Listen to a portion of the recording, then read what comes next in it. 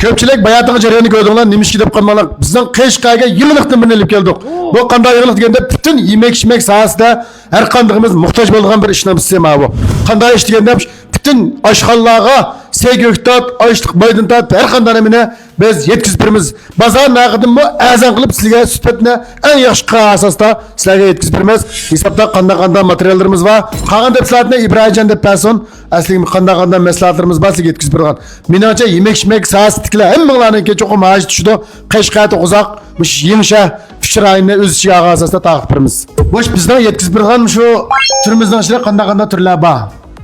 Bizden şu peyda toptarıp yetkiliş merkezimizde olsa şu aşxana giderlik bolgan Seyköktat'ın barlıq Seyköktat türleri toluq.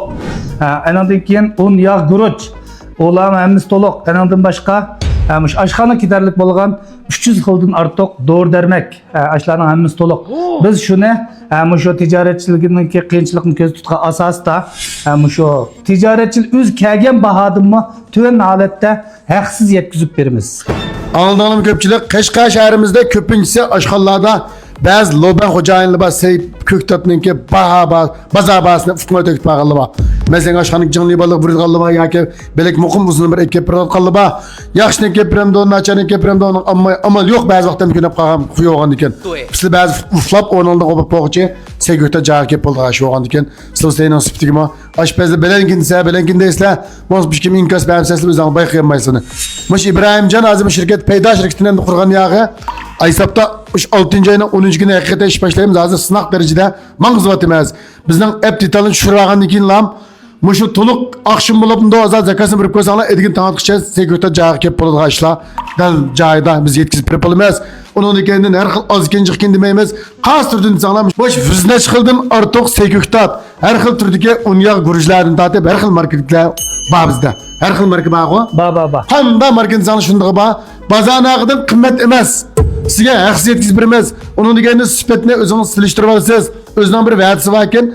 Oldi bilan mendan 5 kilo bijnas ağa adam, belegadim 5 kilo bijnas olib baqson, ikkisini silishtirib baqson, bajaatdan, sifat jihatdan, her jihatdan silishtirib baqson deydi. To'g'rimi gap? Aşında mesli körlep qilib qalsa, şərtsiz mal qaytırmız. Mana. Özümüz malını qaytırıp ekilib olamiz.